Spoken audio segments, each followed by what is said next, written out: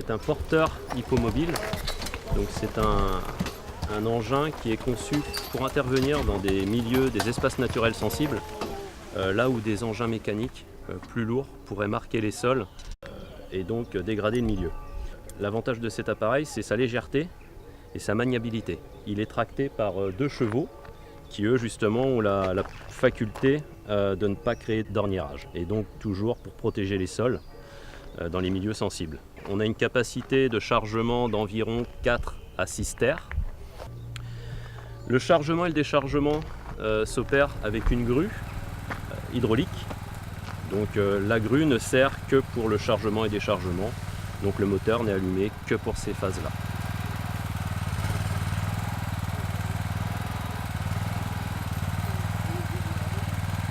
Et toute la partie traction, il n'y a plus de moteur et ce sont les chevaux qui s'en occupent. C'est nos collègues de boulot, donc ils suivent le rythme qu'on a en fait. Et voilà. Et nous on suit leur rythme aussi. Ils n'ont pas de phare, eux. Oui. Donc c'est vrai que l'hiver, la nuit arrive en forêt assez rapidement, à partir de 17h30, 18h. C'est compliqué, on ne va pas allumer des phares pour travailler. Voilà. Donc du coup les chevaux, on les arrête et nous derrière, après on va s'occuper d'eux. Je pense que ce qui est important dans la bientraitance animale, c'est qu'il faut garder en tête que ce sont des chevaux, ce ne sont pas des humains, donc ils ont des besoins de chevaux.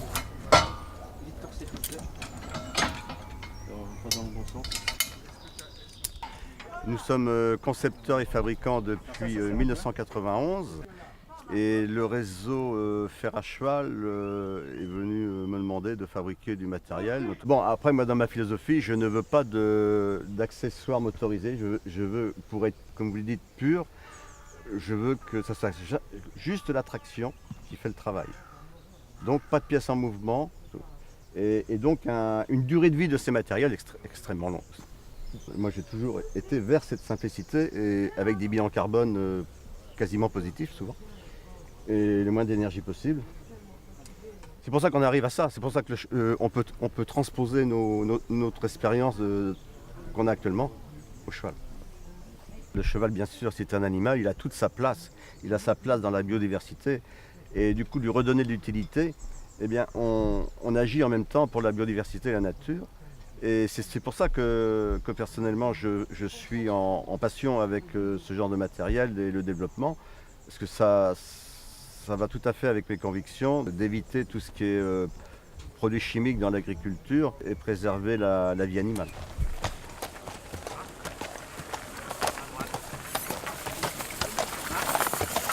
C'est une machine, c'est un désherbeur mécanique qui sert à désherber les aires stabilisées, genre allées, des cours, des parkings.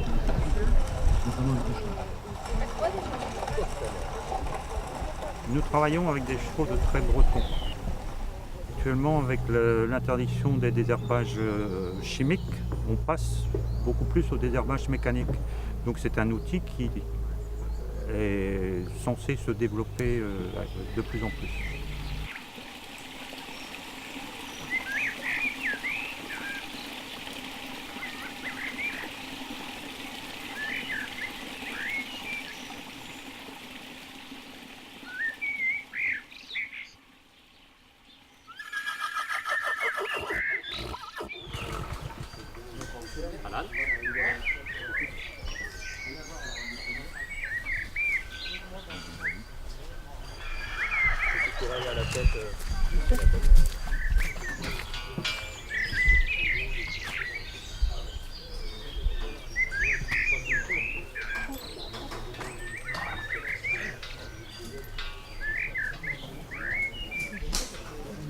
Donc je suis paysan maraîcher et comportementaliste équin.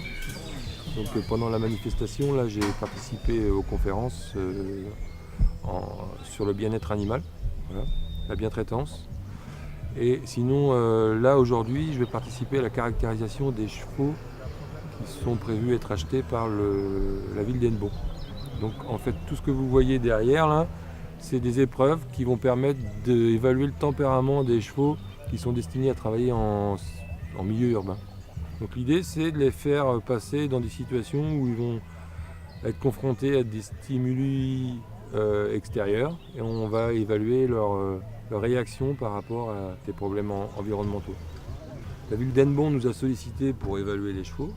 Donc il y a 6 chevaux qui vont être présentés, les uns après les autres. Donc attelés sur cette voiture là qu'on appelle un avant-train.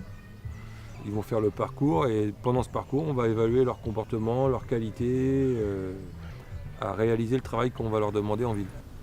On part sur deux tests, la soudaineté. Il va y avoir quelqu'un qui va ouvrir une porte au moment où le cheval passe la porte de voiture, ce qui est des choses que les chevaux peuvent rencontrer en ville. Et deuxième test, c'est la nouveauté. Donc on va évaluer comment le cheval réagit à cet objet nouveau. Alors il y a ça et après il y a des tests d'éducation aussi. Il y a un meneur neutre en fait qui ne connaît pas les chevaux, qui va être un peu le pilote d'essai. L'idée c'est qu'il n'y ait pas de biais lié à l'expérience. Voilà. Ce qui nous intéresse c'est la nature intrinsèque du cheval et son éducation propre. On parle souvent de bien-être, mais le bien-être, voilà, c'est difficile à évaluer chez l'animal parce qu'il faudrait que ce soit lui qui l'évalue. Le mot bien-traitance, il est important parce que ça sous-entend une responsabilité qu'on a envers l'animal.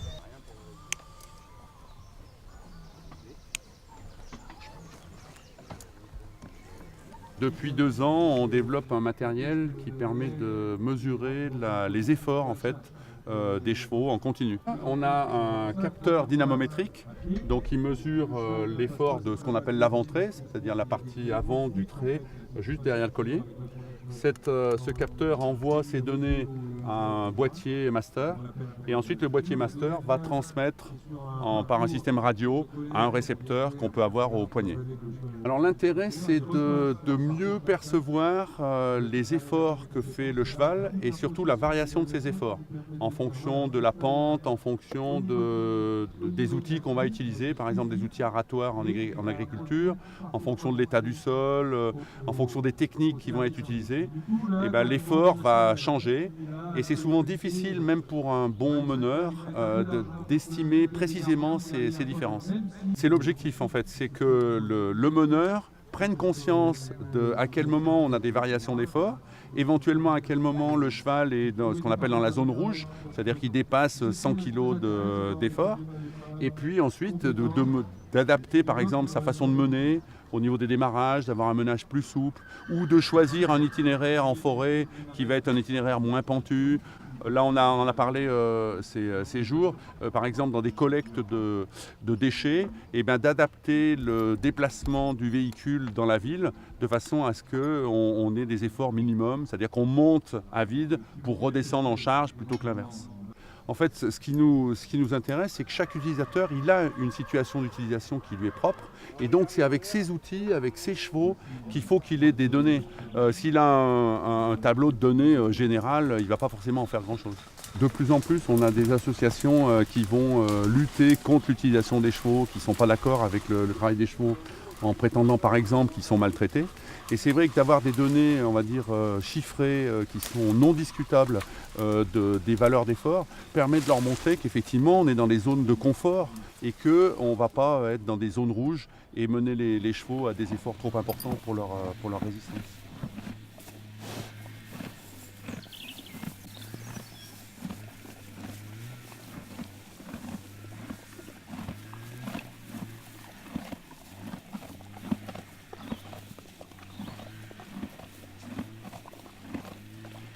Je suis un ancien industriel dans le monde du posage, de la mesure, et à ma retraite, on va dire, j'avais la passion des chevaux depuis longtemps. J'ai décidé de fabriquer des voitures à assistance électrique. C'est très complexe de faire de l'assistance sur une voiture hippomobile, parce qu'un des grands principes, il faut conserver la traction du cheval, il faut que le cheval continue de travailler, et il faut juste l'aider dans des moments difficiles. D'où là le programme que l'on a mis au point, c'est de dire par rapport au cheval, par rapport au terrain, par rapport à la charge, on peut programmer la force du cheval à laquelle on veut le faire travailler. Cette voiture peut fonctionner avec 1 ou 2 chevaux, mais du fait de la puissance de l'assistance, quand c'est nécessaire, un seul cheval va suffire. D'où le but de l'assistance électrique.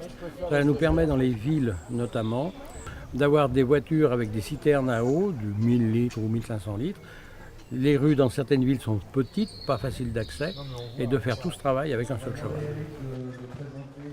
Se présenter et puis de présenter son cheval que je crois reconnaître, qui s'appelle Ulysse. Si tu as 2-3 mots à dire, Eric.